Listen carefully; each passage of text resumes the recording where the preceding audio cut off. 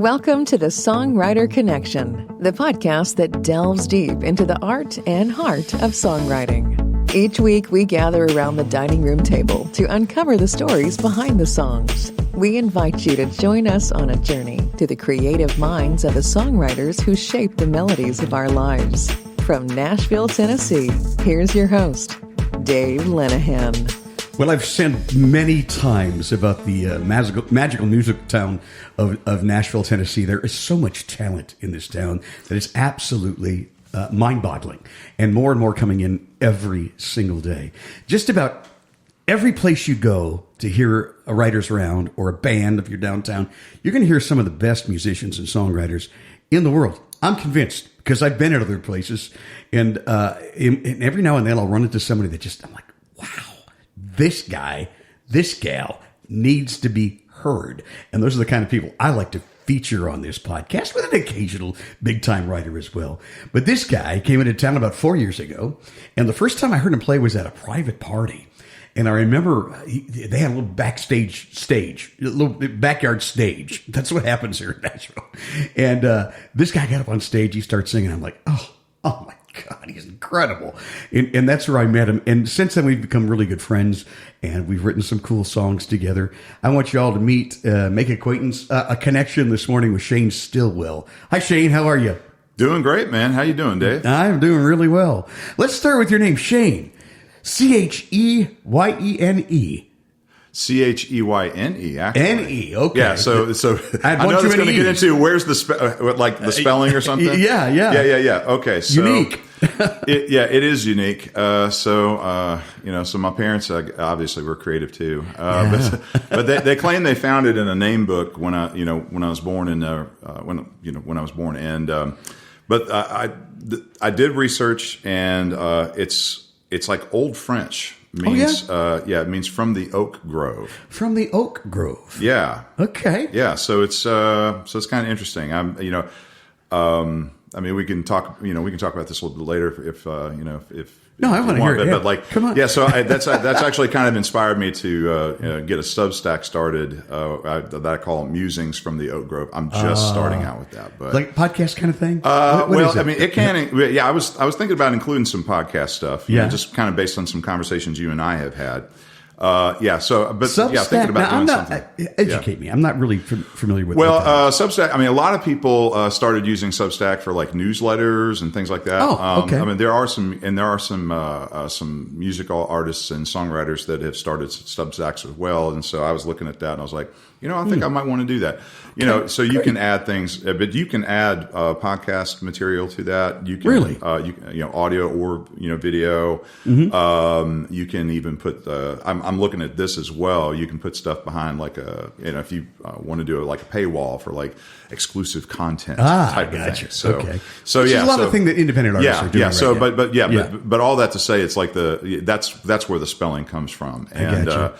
I've gone back and forth on whether I should get a stage, like some kind of stage name that's easier to spell for people. No. And then somebody told me, no, stick with it, man. I agree. Stick with it. It looks good on a business card, and it just stands out. And it stands out. It definitely does. Mm-hmm. And you are so true to what you do and authentic that I think changing your name would be the wrong move. Cheyne Stilwell with one L in the middle. Appreciate that Stilwell. vote. We're sticking to it. Stick to it. Stillwell with one L. With one L. Yeah, that's an interesting story too, because growing up, I learned that one of my 12 aunts and uncles. That was the size family my dad was born out of. Mm-hmm. One of them insisted on spelling with two L's. I could never figure that out, but I don't know. Over time, I'm like, maybe they just didn't feel like dealing with all the spelling corrections and stuff. I don't know. Anyway, yeah. So there you go. Stands out. So I'm sticking. So there you go. So thanks for that vote of confidence. I'm sticking to it. Just curious, nationality of that. What's that? The nationality, Stilwell. It's English. English. Oh, yes. English. Okay. Very yes. Good. Yeah. It's good. chop. Mm-hmm. So tell me did you come from a musical family? When did you pick up the guitar? How did you learn to sing? When did you figure? All the things. All right. Well, let's see. Well, the way I describe that is, I was plunking out music, I guess, since I was like knee high to a grasshopper kind of thing. My mom told me, she told me, when I was older, that first time she saw me do anything was I hopped up on the piano bench of an old upright that we used to have. It was like one of those old player piano types. Yeah. And was plunking out Twinkle, Twinkle, Little Star at like 3 years old. Oh, my. So that was piano. I mean, I took a few years of that. Just something with the hand-eye coordination was kind of odd. But then guitar, I started picking that up at 9, and my using my mom's old, like, archtop Gibson that she had. Oh, and, what a beautiful guitar! And Dad, we still have that one. You do? Yeah. We got a nice case and storage and all that stuff. And then Dad, I mean, he, they were both musical. I mean, Dad, and he did back when he served. In the military, he did some USO shows. Did he? Okay. They tried to get him to extend his military tour, partly because of that. Because he could sing and entertain. Right. It's like, can you say? Yeah, exactly. So I come by it honest. Dad taught me first 3 chords and infused a lot of truth in me growing up. So 3 chords and a truth. So, yeah. Right? That's all you need, right? Yeah, there you go. So, and I just kind of went from there, and and it's Dad's got musical brothers and sisters too. So over the years we do jams at family reunions and stuff. That's great. So, Always did that. Yeah. Huh? When did you first start writing?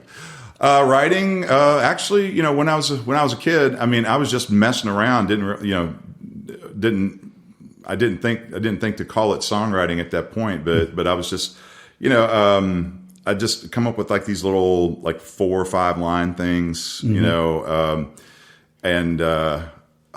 then just incidentally, from a recording standpoint, I remember first time I laid anything down there, I was like 6 years old, and this was just in the living room. Wow. Dad was wanting to play Don Williams' old tune, "Turn Down the Light, Love Me Tonight." Oh, great song. And so he was singing it to Mom. He's like, "Why don't you get up here and sing this with me, son?" And so Mom pulled out one of those old like 70s style like little tape, cassette tape recorders. Yeah, I remember those with that boxes. pull-out handle and right, sure. That whole thing. Uh-huh. So that was we'll call that my first, I don't know, recording? live recording or whatever. And did you have that deep voice like you got right now? Because no. You got that Don Williams kind of voice. Yeah. So that developed over time. Wow. Yeah. So you do some radio with that voice? I've done some narration. I did a couple narration projects. I've narrated an audiobook for a pastor based out of Ohio. Good. Yeah. I am looking, and I do have a few episodes of a podcast. Although I think I'm, with the nature of that podcast, I probably, just incidentally, probably will be maybe shifting the trajectory of that, shifting the focus of that, right? Mm-hmm. But yeah, I mean, I've done a bit of that. And I'll just make a shameless plug. I'm always open to considering jobs if somebody wants to pull me in for that. Yeah. And also vocal session work. I've actually helped some people in town with you've been doing demos and stuff like that. Yeah, mm-hmm. And that's good. Yeah. That's good. Yeah. The first time, and we kind of mapped out what we wanted to do, but I decided I want to hear "Excuse Me While I Cry" because that was the first song I ever heard you perform, and the emotion that you put into this song. Mm. And I really want folks, I want to say this is a guy you need to hear. You have to listen to this guy. You have to remember Cheyne Stilwell. This song absolutely blew me away. Now, before we do it, live around the dining room table today, which I thank you for coming in to do that. Tell me about the writing of that song. There's a story, who you co-wrote it with. Tell me everything. Yeah. All right. Well, this was actually one of the first co-writes I did in Nashville. Here in Nashville, okay. Yeah. So this was with a friend of mine named Pamela Boykin. Okay. She's met her at like some kind of literary group down in Franklin. Gotcha. And she mentioned that she had these lyrics, but she wasn't quite sure what melody to lay down. That's another thing I love about writing with you. You always come prepared. You've got a melody or something, and so you had this challenge. You need to put this to a melody. Well, this was one of those where we got into the session, and she put these lyrics in front of me, and I honestly actually didn't have a particular one. So I'm like sitting with this. I'm like, or that not out of the ones I had. And so I was sitting here. It's like, okay, well, let's try something here. So this melody just kind of, dropped out of, we'll call it dropped out of heaven. I like to call it sometimes. Yep. And just, kind of hone that, the process obviously. And so that's what came out with this song. As far as like the inspiration of the lyrics, Pamela was sharing with me one day that, back when she was working at a call center, there was a particularly stressful day with some of the customers that they'd been talking with, and so she and a coworker of hers were there in the break room around the cooler, talking, sharing their battle stories, and then somebody just said, "Oh, excuse me while I cry," and then that just it just kind of got the ball rolling. I mean, when she told me that story, it reminded me of a song like U2's "Still Haven't Found What I'm Looking For." Yeah, right. Yeah. I remember hearing the story about that one, and that title was inspired by them. One of the band members looking for a lost contact lens. So I'm like, knew that. So I had context to say the titles can come from anywhere. Right, and be careful when you're having conversations with folks or hearing other conversations. There are gems in there, and I love finding songs out of things like that people say. I'm like, whoa, that's an idea for a song. Put that in your hook book. That's right, exactly. So I wanted to ask you, going back to this. So did you have to adapt the lyrics then a little bit here and there? There was some some tweaking because because though she's a very prolific lyricist, and and I would recommend her to anybody in term that's looking to pair up with a lyricist. Lyricists, I mean, depending on who it is, they may not necessarily know like say the meter, the cadence flow, those kinds of things. Right, and so when you get that, and so as you've seen, when you get that pairing between between somebody who's really got a sense of like rhythm and of course the melody and where the melody needs to go, as well as structure, right? Then that combination, I mean, it's like Reese's, like chocolate and peanut butter, right? There was some nip and tuck in there, and I did help her with that. It's like that whole thing of, okay, well, I know what you're going for here. It feels like it's a few too many syllables, so why don't we shorten that up just a little bit? Gotcha. And then just looking for some ways to either beat a line, right, or like as in, is there a better way to write that line? Can we do better with this? Yeah. Word choices, that kind of thing. So all part of the process. Oh yeah, exactly. I mean, I love mydictionary.com. I love thesaurus.com and Rhyme Brain. Although somebody turned me on to Rhyme Zone recently. So I just incidentally, I'm very impressed whenever I pair up with somebody. It's just they're able to rattle off the rhymes like that. I'm like, yeah, dude, I just need a page. I'm sorry. I need a surprising rhyme. I like rhymes that just you would never think. The most surprising rhyme I could come up with that still advances this story. Right, exactly. Yeah. Well, and that's and it just incidentally with those. I mean, it's like you'll be talking, right? And you'll be in a conversation. And then all of a sudden, it just comes out, and you weren't even thinking about it. It just Did you happens. know what you just said there? Right. Go back. Like, grab that. Right? Get your voice memo out. Exactly. Right? So, yes. Absolutely. Love it. I love it. So let's hear this. This is Excuse Me While I Cry. And folks, you're going to get a taste of this wonderful voice and this amazing person, Cheyne Stilwell, our guest, on the Songwriter Connection podcast. All right. Here's my little pitch pipe minute here. Okay, hold on a second. You know how it is. If I don't care, somebody else is going to. All right. All right. Girl, you know I've been strong since we've been together. But there's something going on. I feel a change in the weather. Seeing you here tonight, your hair hair falls around your face. Oh, the feeling is so right. There's a magic taking place. Every time I see you, baby, I get a lump in my throat. Girl, what you do to me, it's a love overflow. So excuse me while I cry. I can't keep these fears from falling. But right now, I feel like I could die. 'Cause baby, I just found heaven. So excuse me while I cry. Never ever has a woman made my heart race like you do. Well, honey, you're my weakness. I can't get enough of you. Oh, how my life's turned around from the moment I rise, babe. I feel 10 feet off the ground. You're the best high I can get.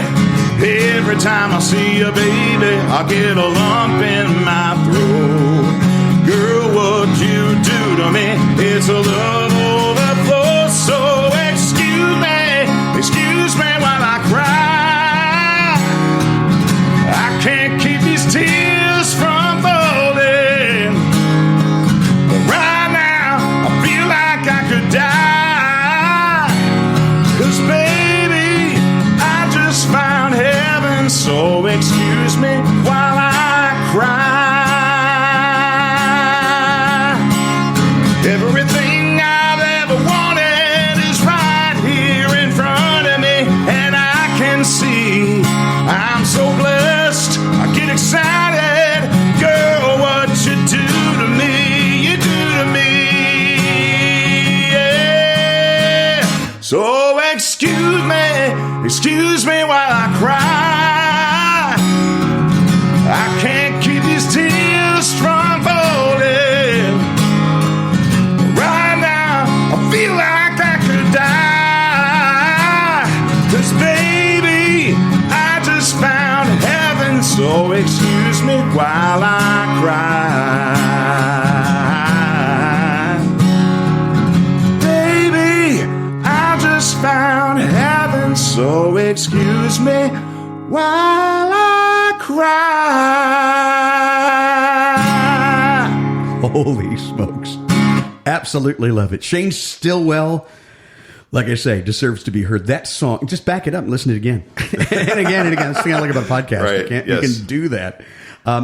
We talk about different things in constructing a song. And one of the things about that song that really sticks out to me is your use of a pre-chorus. And in that song, you've got two distinctly different pre-choruses. And I guess you could call them a bridge. Some people may. But it gives us a little space to jump off to make it's different from the verse melody, and it gives us that little, and it leads right into you jumping up high into that chorus. So tell me about that process and how you saw that, and how you made that work. So when I was just looking through this, it just naturally seemed to come out that there needed to be, like that for the bridge. It just felt like that's where it needed to be. Yeah. Where you heard it. Cause I mean, it's, cause over the years, I've realized, when I've kind of learned, about the sweet spot for a song needing to be a certain length. I mean, I think I've told you before. I got a bunch of church music background, right? Yeah, and we're going to talk about that. Yeah, and we will. But what I was going to say with that was sometimes in those settings, in certain settings, those songs can carry out for like 9 or 10 minutes. It ain't no way that's going to work on the radio, right? No. So anyway, back to this. It's just when I was looking at this, that every time I see you, baby, I get a lump in my throat. That just naturally seemed to jump out at me as, okay, that's a good place for a bridge, because there was a lot of lyrics, right? And as far as the mechanics of it, just for me, when I'm thinking about where certain melodies are going to be, I mean, it just always feels natural to me that for a bridge, you got to set it up, and a lot of times just different chord progression, right? Yeah. But then melody wise, just building in space to tell the story, and then get to that last line leading into the chorus, and that's where the launching point's got to be. Yeah, it's got to be there, right? That last line has got to lead right into the chorus. Yeah, exactly. Yeah. And then down, you were talking about the bridge, right? Everything I've ever wanted, it's right there in front of me. And I can see, I'm so blessed. I get excited, girl. What you do to me, you do to me. Here again. It's the bridge. This is a really good question that you're asking me. It's because it got me thinking a little bit. But yeah, here again, different chords, right? Let the bridge stand out on its own. And I've heard other songs where you can keep that general chord pattern going from the pre, as long as you got some combination that allows the bridge to be unique from the rest of it. Gotcha. Right? So makes sense. But yeah, so like in this particular song, if you're confused, and sometimes that is, people ask me, "How you write a bridge?"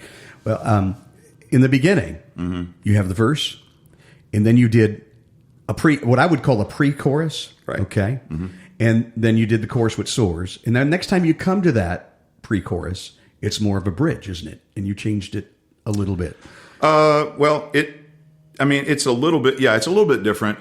So the first time in the bridge, I just had to stop, guitar-wise, to go ahead and give a solid place for that chorus to stand out very first time around. Yeah. And then second time through that, through that is basically the pre. I was looking at it as the pre again, but I do play that a little differently, just to kind of just instead of just a stop, it's just connecting and then coming back into just kind of we're coming back to the chorus again here, right? And just a little bit of vocal variation in the melody too, just to kind of help it stand out. That's kind of what. That was my thought process. Well, and it's a great example of it, and that's why I wanted to point it out. And when you're listening to folks, when you're listening to these songs, try to, if you're not familiar, listen. Does this song have a pre? Not every song has a pre-chorus. Right, that's true. Not every song has a bridge. That's right. So what's the termination? Why are you ready? Some folks just go, I got to have a bridge. What do you have to? Right. I just got to have a pre. Not necessarily. This song definitely, so like I've seen some people are very formulaic, if that's the word. They'll write into your blank document, if you use Google Docs or whatever. Right. And they'll go V1, pre, chorus, V2, pre, chorus, bridge, chorus. And I'm like, how do you know that's what it's going to need? Right. Well, that's a good point. Right? I've even seen some people with got pre-done templates. Templates. that are like that. Yeah. Right. I have I guess what you call it, a certain value in respect and admiration for those templates. But to your point, sometimes I'll go into a write and if I didn't ask before and just hit them with a template, I've had that kind of thing, and somebody's like, well, are we really gonna, to your point, are we really gonna do that? And I'm like, well, not necessarily. We don't, right? Adapt. So then there's that thing of, maybe with certain rights and certain folks that are writing together, maybe it is just better to just go from a blank doc, clean slate, and just see what happens. See what happens. That's a really fair point. The thing I see, about the, for me, the reason I kind of liked the whole template thing was because I'm a structure. I like structure. That's good. Well, however it works for you. I'm not saying it's wrong. Oh yeah, for whatever sure. works for you. But then the flip side of that is the flexibility is building into the co-write process or having it built into the co-write process, the flexibility to not be like stuck to a template. Gotcha. And be, right. So I've developed that kind of flexibility just in the couple of years that I've been out here writing with folks like you and other people. Kind of like get a sense of, all right, am I going to constrict them if I come up with some like overly crafted template or whatever? But you know what you do that I love, and I want to start adopting this for my own. You put in the doc, you will number the lines. Oh yeah, and I like that because when you're referring back to, can we do better with this line? What line are you talking about? Oh, I'm talking about line 10 there. Exactly. Check that out. Yeah. And that's kind of cool to help you have that reference. For real. I was so excited when I first discovered that little feature, because apparently, it's used for manuscript editing as well. It's like if you gotta talk to the author about, all right, on this page, on this line, then that's where that comes in, right? Yeah. So then I saw the feature and so I started using it. I was like, dude, this just helps out so much. I can just say, okay, go to 36. 36, line 36 is where I said that, right? Yeah, exactly. Right, that kind of thing. Yes. So there's that. And just to wrap up what we're saying about bridges and pre-choruses. Yeah. The most brilliant thing I ever heard about whether your song needs a bridge came from my mentor, Mark Allen Barnett, who's sometimes been a host on this show. Before that, actually in a writing session down on Music Row, he said, well, I determine whether it needs a bridge. Is there any water left to cross? And I go, oh, well, that's deep. Think about that. But Mark summed it up this way. And I always say this in a session if people are confused. Do we need a bridge? Here's the answer. It's like, ladies and gentlemen of the jury, this is my closing arguments. In conclusion, you know what I mean? Right. And if there isn't that in your song, if you've already taken care of all that, then maybe you don't need one. I would agree with that. Isn't it cool? And you think about, here's the other thing to think about. You can break a song into 3 different melodies, really. Like in the song we just heard, right? Yep, there's the verse melody, there's the pre and bridge melody, there is the chorus melody. So something to think about. Hopefully that helps you in your songwriting. We're going to take a little break. I want at least 3 more songs from you. Cheyne Stilwell is our guest on the Songwriter Connection. Cool. You're listening to the Songwriter Connection with Dave Linehan. Find us on Facebook and YouTube at the Songwriter Connection Podcast. And find Dave at thedaveconnection.com. Now back to the show with your host, Dave Linehan. Hey, I just found out again we were nominated for Podcast of the Year, 2025 Elite Music Awards. Thank you for that. We do appreciate that. And by the way, if you are listening on YouTube, please click like and subscribe because it really does help. Even though we're not this video podcast, but we'd love to have you. By the way, the interview we did with Martin, he recorded it. I think we're going to have that on YouTube. If it isn't already out there, we may have some video of the dining room and me and Martin. So anyway, something to, if you haven't seen yet or heard that episode, it's really a special one because we talk a lot about AI and what's it doing in the songwriter rooms today. Is it cheating? It's not. Where do you draw the line? If you missed that one, it's a very important podcast. And we've got one coming up this month with Trey Ackerman, who comes from not only the music business, but also the computer business. So he's got a very interesting take, and we're going to pick his brain here in a couple of weeks on Songwriter Connection. By the way, we do publish each and every Wednesday, 2:00 in the morning Central Time here in the United States. And every morning we hope that you just get up with a cup of coffee and make a new connection. No matter where the morning is for you, where you're at, we hope that you'll do that. And I hope your coffee's great, right? So every Wednesday. And there's also Songwriter Connection, The Songs, which is a Spotify playlist. And every Wednesday I put on a couple of new songs there from the people that we have on the show. So if you'd like to hear more of Cheyne, look for it. It's out there today. Cheyne Stilwell is my guest. Big voice, great songwriter. You've been in town about 4 years? Yeah, 4 years as of last week, actually. Yeah, don't listen about that 10-year stuff because you're doing really well. I'm not giving any credence to it. Yeah. I mean, Scott Berry, who I think has been on this podcast before, many times. He and I were having a conversation about that too. Yeah, and it's like, nah. Hey, it's going to happen when it happens. Could be 20, could be 10, could be 5. Right. But don't worry about it. Just do you, be you, and keep writing. You got a lot of people want to write with you. Yeah, I've been Very busy schedule. Yeah, well, yeah, busy schedule, and I've been amazed at just the kind of just the kind of invitations I get for that. So yeah, I was excited when we connected at that party and started writing. And I've done some writing with the people who hosted that party, Ridge and Sherry, Ridge Banks and Sherry Both have been on this Carmody. podcast. Yes. Just got back from a European tour. Right. Yeah, exactly. Kari Phillips, who you and I have both written with, Lacey Carpenter, who's also been on this podcast, right? And actually, I've got one scheduled this week with a lady I learned about by the name of Kelly Johnson. I don't know if you've met her or not. I haven't. But apparently she's written with Scott Barrier. She's written with Nancy Duckant, who I know you've had on this podcast as well. Great people. Yeah. So can't go wrong. And yeah, I mean her, and I've heard that her, just from what I've seen, I mean, it's just so, it just I don't know, it just jazzes me so much. And like I said, I'm just completely amazed and by the kind of invites I've been getting to write. Yeah. In fact, I'm trying to nail something down. I'm trying to nail something down with a guy by the name of Joe West now, who. Joe. Yeah. I'm going to have him on this podcast. Yeah. Joe. Oh my gosh, Joe. Man. He's so busy playing at the airport. Plays at the airport. So anybody listening, if you come through the Nashville airport, you might catch Joe West playing, and you'll remember if you see him because he's that good. Absolutely. Yeah. Absolutely. So yeah, I just So it's just been exciting and just fun. I kind of look at it as, I hope I'm not going to throw anybody off here, but I kind of look at it as kind of my church time. Well, I'm glad you mentioned that because that was going to be my next place to go. Yeah. You did a lot of, playing in church, which a lot of our people on this podcast have.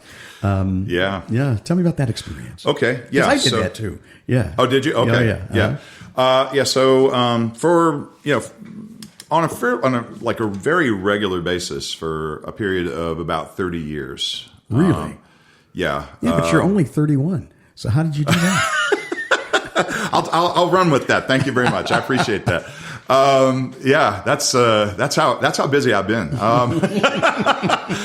But yeah, so I was, I wrote some songs. I wrote some songs for church as well. And, and when we go back, and like some of it gets used at the places where we used to go in North Carolina. People tell me that, hey, we just played that one song of yours that you did. It's not on the list today. But anyway, 30 years of that.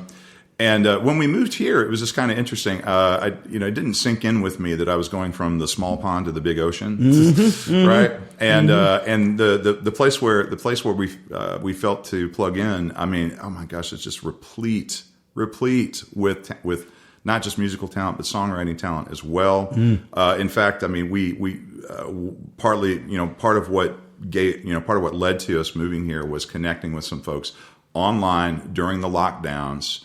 Online community when people all of a sudden started discovering like Zoom, right? Yes, right. But it was kind of interesting. It's like over that 3-year period, moving to the big ocean, and nothing against the fellowship. It's just, you go from a time of like being up and playing almost every Sunday to then, well, we're good. We don't really need you right now. So it was like, so we were kind of both going through this time. All right, what's going on here? And then a couple of years ago, because we had this conversation a few weeks back. So I'll try to expound on that. Sure. I honestly wasn't thinking like open mics and writers rounds at the time. Mm-hmm. I just wasn't. And then one day I was on a phone conversation with a friend up in Chicago who was talking about bringing some friends down to do something in Nashville. And I said, well, if you do that, let me know. And hey, maybe I'll even sign up for an open mic, but you all better show up because I want a cheering section. And then I got off the phone with them, and and you'd appreciate this, and I'm sure others who listen to this would. I hear that voice go, yeah, it would be fun, wouldn't it, Cheyne? And I said, oh yeah, it would. That was like the whole point. And they said, man. And you don't have to wait for them to come down. And I was like, oh, okay. All right. So, it's amazing how that voice helps you to do the math. Boy, that leads right into the song we were going to do last, but I'm thinking about moving it out. Well, it's your current single. We'll keep it. We'll keep it as a where closer. it is? Well, Okay. Yeah, I'd say we'll keep it as a closer because that is your signature closer song. It is, yeah. So, but the song I want you to talk about and do is Cherubim, and that's where I was going to go. Okay, now that's streaming everywhere right now. Yeah, that's out on all platforms. I've got what I call the front porch picking version, which is it's basically guitar vocal. But I have been talking with various people about trying to get a fully tracked version of that because oh my gosh, do I want to get that tracked? Oh man, so I've been talking with some there. And all these different folks. I mean, there's a guy named Don DeMumrum lives in Brentwood.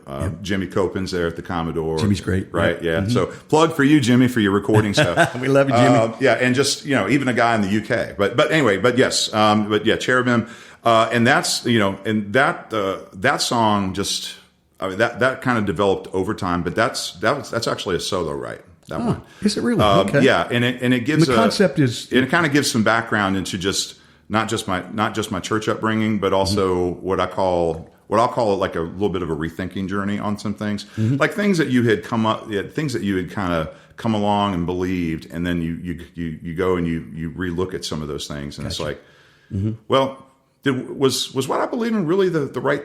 Was that really right, or should I allow some space to get a different perspective on that kind of thing? And so that's kind of what was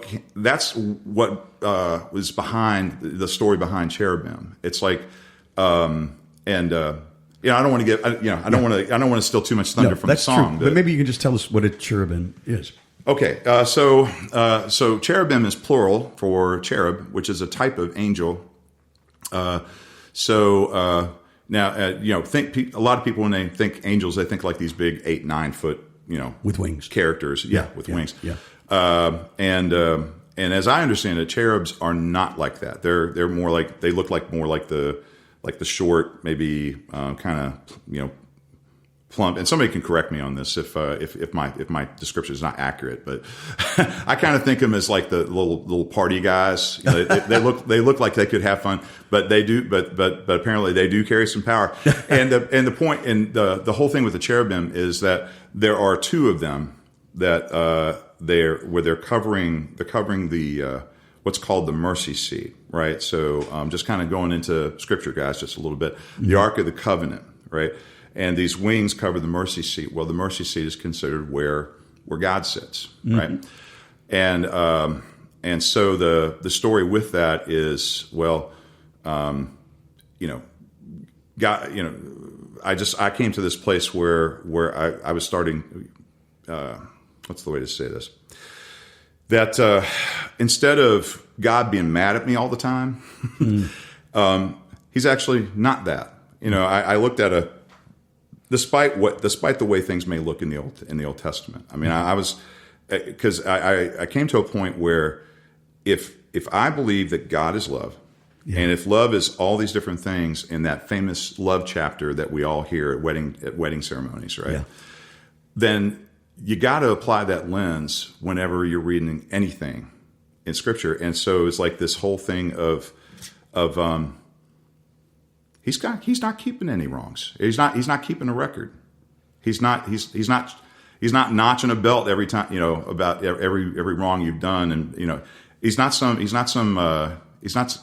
divine bean counter, right? Divine bean counter, right? It's like keeping track of every little thing. Yeah. No, I mean, it's just the way it reads in the New Testament of Scripture.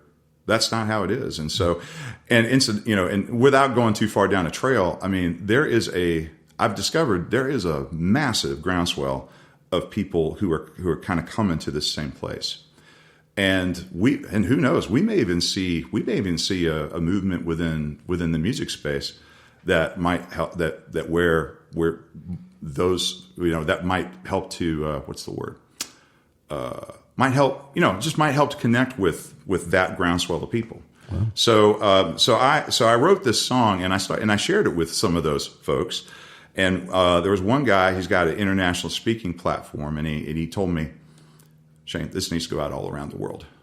So I mean, it took a while. The song's over 2 years old, and I was just in a process where I was thinking, oh, no, it's got to be tracked. It's got to be tracked. And then Katrina told me that Your wife? my wife, Your yes, wife? my wife, Mm-hmm. yeah. Katrina said, well, you know that Oliver Anthony guy. Remember him? Yeah, I know, Out in the right? field and Richmond, north of Richmond. If you Yeah. if you haven't looked that up, and but she told me the story with him. I was like, he just went out back, recorded it, and he's got streams in like the hundreds of millions. It does. Off of that song, and so I'm like, this deserves. all right, a that say. just took away the excuse for like. I mean, don't get me wrong. I do want to fully track. We talked about that, but it was like, just get the ball rolling. Yeah. Just get the ball rolling. Don't worry about what anybody says, and put it out there. Well, Cheyne, we're heard all over the world. Let's put it out there right now. Yeah, man. Yeah, absolutely. We've got listeners in, I can't Yeah, even say sounds how many good. countries anymore. I used to keep track of it, but I don't even anymore. No. But we're everywhere. No, it's yeah, exactly. All right.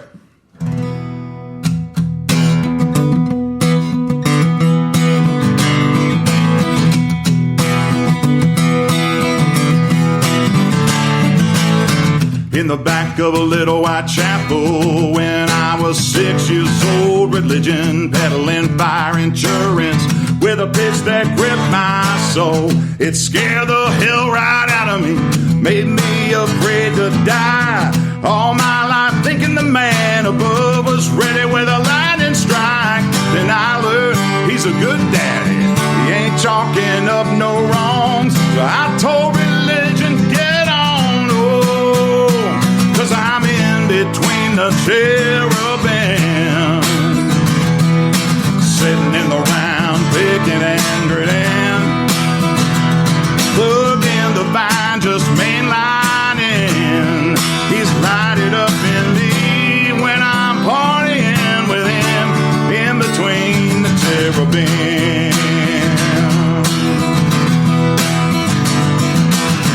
His cup's intoxicating, the system's been holding back.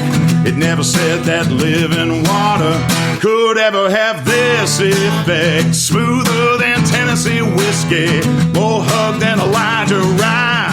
It comes from the shelf up high. Talk about sweet by and by. Never thought I'd be toasted at only 9 a.m., but it's here for anyone looking.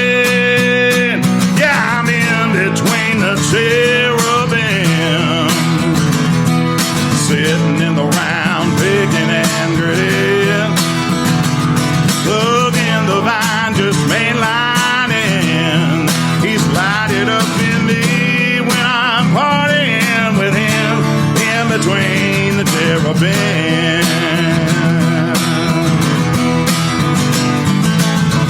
In him I'm living, now and forevermore. In him I'm moving, he opens every door. In him I'm reigning, I am a king and priest. Oh, when he saved me down on that mercy seat.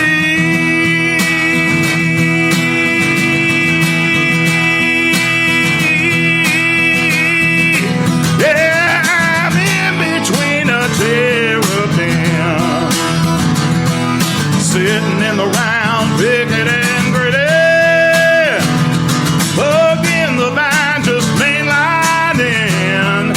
He's lighted up in me when I'm partying with him. He's lighted up in me when I'm partying with him, in between the cherubim.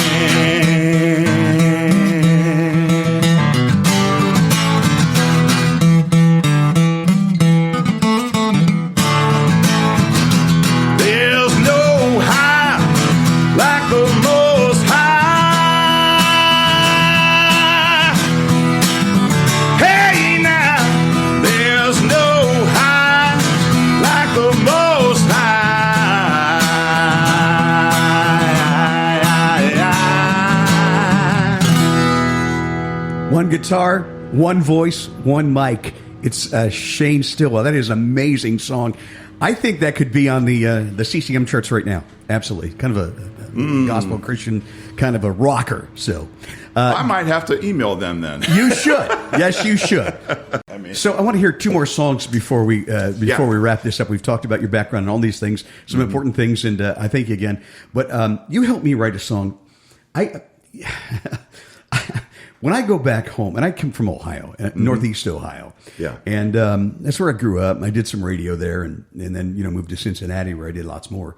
But I find it harder and harder to go back home. You always heard you can't ever go back home, right? And I really believe that because it changes so much. Yes. And I find myself going home and I find it a depressing thing because I lost some friends, a parent. And the town has changed beyond belief, as every town does. Nashville, I've been here just since 2013. Everything has changed. When I go back home, it's not the same anymore. And it's just really weird. And I remember you helping me with this next song, and Kari as well, Kari Phillips, called My Hometown Left Me. Yep. And I wondered if you could play that for us because I just love this song and everything it says. And I wonder if folks have the same experience when they go home. Do you? Oh, yeah. Yeah, absolutely. I mean, I think about like, we were talking about where I was born and that kind of thing. And so things have really changed in that little place called Richlands. Used to be, coal mines were back there. They were booming at the time, right? And a lot of stuff is shut down, right? And same thing with different places where I moved to growing up. Just how much things have changed. Yeah, I mean, and you made where the I point came about, from. They're calling them Rust Belt because all these factories closed and for real. Yeah, for real. Steel's gone. And, you were talking about Nashville. I was just talking with somebody last night about how they said that they used to write with all these people, and then like a bunch of used to write with all these people, and then just those folks have they've transitioned. We have things in life that happen, right? Yeah. But then just how much the town itself has changed, right? We see this gentrification that we weren't expecting, all that kind of thing. I am glad for places like the Bluebird that just kind of stuck to their guns. But you've been playing the Bluebird, and that's great. Congratulations on that. Oh, thank you for that, and as have you. I came in here and saw some of that too. So I'll be playing the Bluebird again coming up in January. In fact, good, awesome. But let's go ahead and get to we'll go ahead and get to the Hometown song. Left Me. Yeah, man. Cheyne Stilwell, our guest. Songwriter Connection. Yep.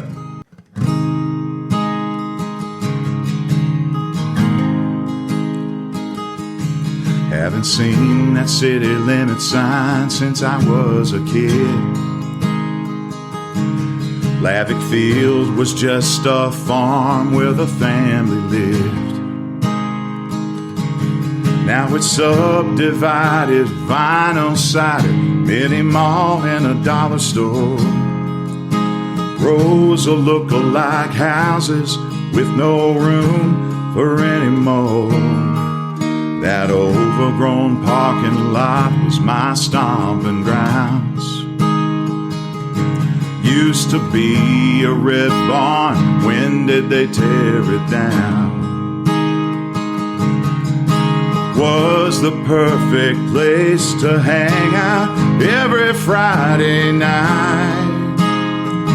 I got my first kiss underneath their neon light. I know nothing in this world remains the same.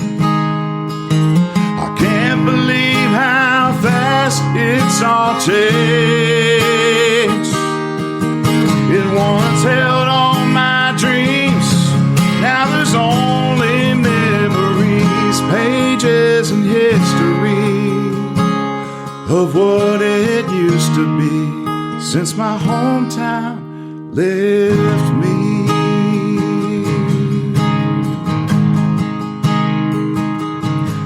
That was a gravel road till they paved it through. When the Super Walmart came in the summer of '92. Closed down the Elkhart General Store. Sad to see it boarded up.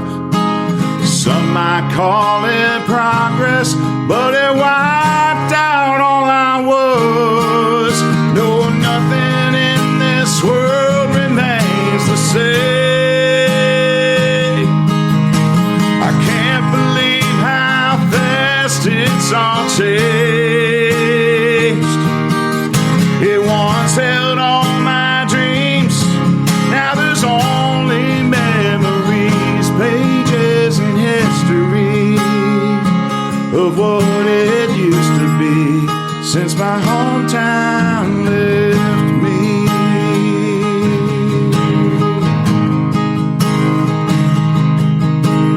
Thank you for the ride, my friend. Do I tip you on the end?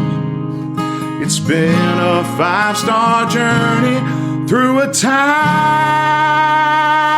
I can't get back. I know nothing in this world remains the same. I can't believe how fast it's all changed.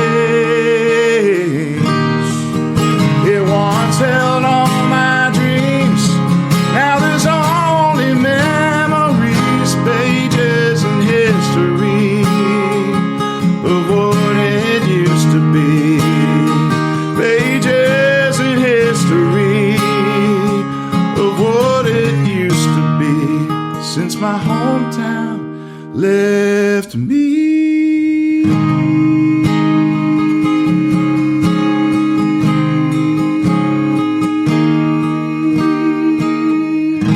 Amazing voice of Cheyne Stilwell on the Songwriter Connection podcast. Songwriters, there's a technique in that song that I want to point out, and I call it drawing the curtain.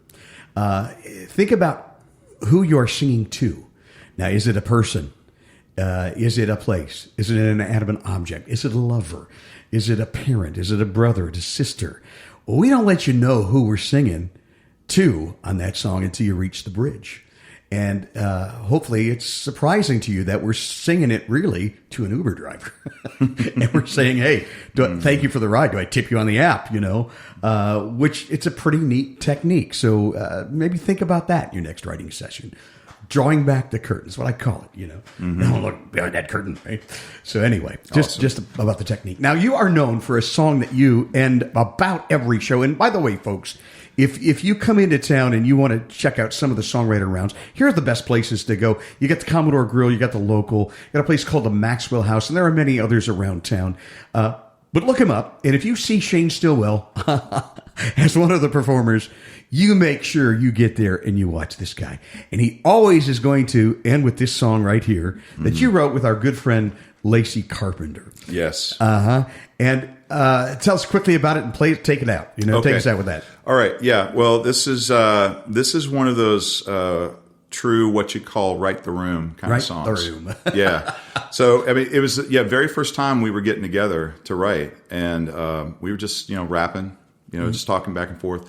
It's kind of sharing some stories, and and I'll try to represent this best I can, Lacey. But she was telling me about a time when she was out playing, and there were a couple of characters that rolled into the Commodore, right? Mm-hmm. And apparently they'd had one too many PBRs, and they started heckling. I'm like, and she was like, she had never been heckled before, and you and I know Lacey, and it's like. No. Why? Yeah. I mean, right. She's so talented. So it just really, so it really, kind of affected her. And she was in afterwards, she was in a conversation with the late Donnie Winters, for many years a fixture in this community, right? Yep. In the songwriting community specifically. And he just told her, the safe for work version, don't worry about it. There were some other choice words. I won't use those here, but it's going to happen. But yeah, it's gonna, that kind of thing's going to happen. Just let it roll and move on. And and actually, and there are a few other stories wrapped up into this too. Something behind what ultimately got my wife Katrina and I's attention to make this move. To move to Nashville. Mm-hmm. And we were in Franklin one night. We had just come back. Tennessee. Yeah, Franklin, Tennessee, just a little bit south of here. And we had just we had just wrapped up being part of, just going to an EP recording night down in nearby Thompson Station, and so. But this was right as the lockdowns were being lifted, and so we were going to try to have dinner with somebody over at the Puckett's, a very popular chain of restaurants here. Yes, right. And also have great music there. Yeah, great music as well. Yeah, that's right. And Lacey's played there before too, as well as I'm sure some other folks that have been on here. And I have. I loved it. I know, right? Yeah. I want to get over there sometime. Yeah, we should do that. But all right, I'm going to try.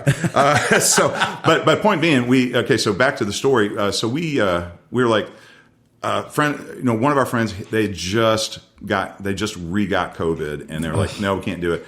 And so we were there, and we're like, you know what, we're going to go anyway. We're just going to go ahead and Puckett's. Not realizing that at that point, it was kind of like an open table thing. You had to reserve seats, and I was like, whatever, let's just go. So we get there. We see this one open four-topper, and we ask the host about it. And the host is like, well, that one's kind of reserved, but if you come back in about 45 minutes, and this was kind of getting late. So we were just about to head out the door. This couple behind us, no lie, I mean, you can't make this stuff up. This couple up behind us heard us talking. We were about to head out the door to go down the streets to eat somewhere else, and it was a married couple. The wife said, I don't normally do this, but the folks that we were supposed to eat with tonight, they just canceled on us. Would you like to have dinner with us? That's the community we live in. That's I know, Nashville. right? Yeah. I know. And so it was just this thing. And so we sat with them, had a great conversation with them, and of course a great meal. And we said our good nights and everything. And as we were pulling the car out of the parking deck there in Franklin to head back to the hotel, my wife just all of a sudden turns to me and she's like, "Come to the table." And I was like, "Huh?" She's like, "Come to the table." And she reminded me of the Tennessee Visitor Guide that year, because we came down for a couple of days just to kind of like check things out. And on the cover was a table with plates of food, and it was just this tag, "Come to the table." Great marketing thing, right? Yeah. And in that moment, I realized that there were no tables seemed to be available, and then the chair was pulled out. Wow. Right. So I'm just gonna leave that there as kind of because I don't want to take away too much from the song, but you'll hear it. So anyway, all that to say, there were a lot of stories wrapped up in that song, including that voice you were talking about. What's that? The little voice in your head you were talking about. Oh, the little voice. Yeah, the little voice. And take us out with it, brother. Yeah, let's do it. Let's do it. Yeah. Yes. So you're gonna hear everybody sings along when you see Cheyne and Lacey. Everybody sings along with it. You can't help but singing along. Yeah, absolutely. And as like I said, as we've talked about this song, Lacey and I, we've this has really spoken to some people in terms of mental health and recovery and stuff. And so I just want to make that comment too. All right, so here we go.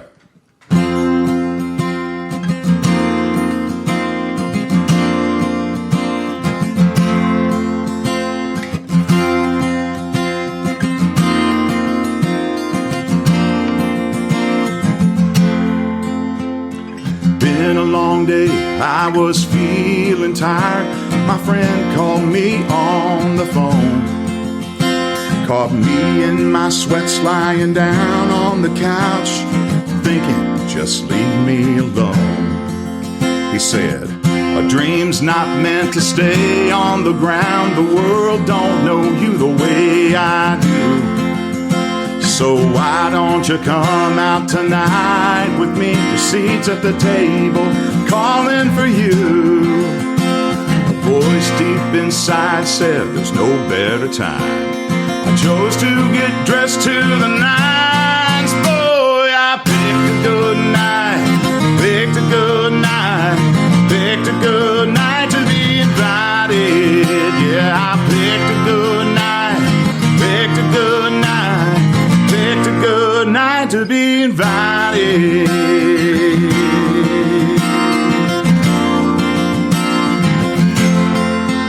He said, throw their opinions 3 sheets to the wind. Their words don't rule this town. Oh, I looked good, I felt good with the pressure off. Nothing weighing me down. The for me.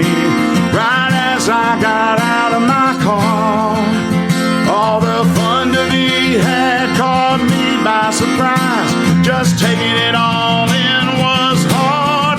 Boy, I picked a good night, picked a good night, picked a good night to be invited. Yeah, I picked a good night, picked a good night, picked a good night to be invited.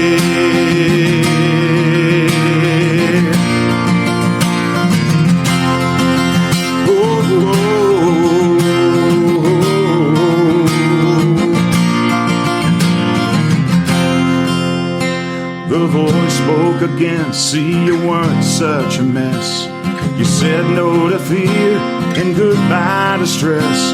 The instant you gave your yes,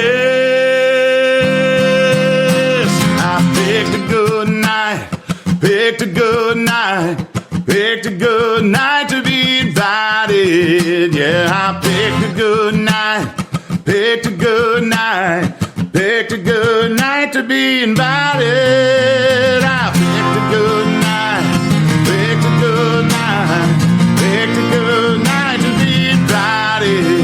Yeah, I picked a good night, picked a good night, I picked a good night to be invited.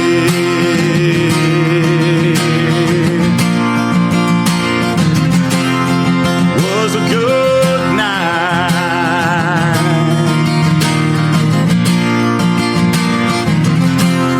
I picked a good night.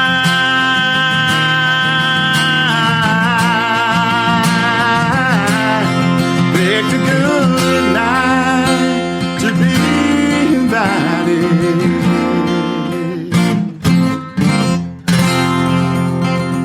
Classic ending, too. Oh, man. Cheyne Stilwell has been our guest on the Songwriter Connection. Where can folks connect with you? You can catch me on socials at therealchaynestillwell.com, and I'll spell that out one more time. So the real, like real authentic, the real, CheyneStilwell. So you can catch me on Instagram there. I have some bio links in there, including my Linktree page. Great. Where you can catch, you can go back and listen to Cherubim, which is out there, again, as you said, And this one as you well just- as well as this one, Picked a Good Night. This is out on all the platforms wherever you listen to music.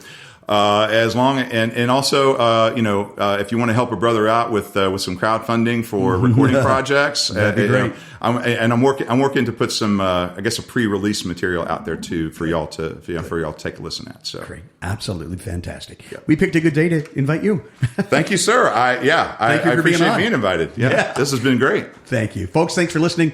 Right on. Catch you next week. Songwriter Connection. We hope you enjoyed this intimate glimpse into the world of songwriting and found inspiration in the stories shared by our talented guests. Remember, the magic of music lies not only in the notes and chords, but in the emotions and experiences woven into every lyric. Until next time, keep listening, keep creating, and keep the melodies alive.